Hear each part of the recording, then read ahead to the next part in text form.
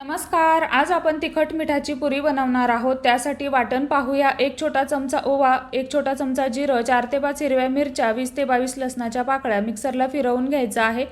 यानंतर पुरीसाठी पीठ पाहूया। 1 वाटी ज्वारीचं पीठ, अर्धी वाटी बेसन पीठ, 1 सपाट वाटी भरून गव्हाचं पीठ घ्यायचं आहे।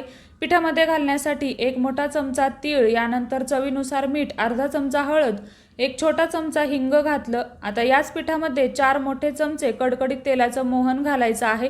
वाटून घेतलेलं वाटण घातलं। मुठभर कोथिंबीर बारीक चिरून घालायची आहे व यामध्ये आपल्याला थोडं थोडं पाणी घालत या पिठाचा घट्टसर असा गोळा मळून घ्यायचा आहे। मळलेल्या पिठाच्या आपल्याला लगेच पुऱ्या लाटून घ्यायच्या आहेत। पुरी लाटत असताना मध्यम जाडीची लाटायची आहेत। आवडत असेल तर वरून यावरती तुम्ही तीळ भुरभुरू शकता, अगदी ऐच्छिक आहे।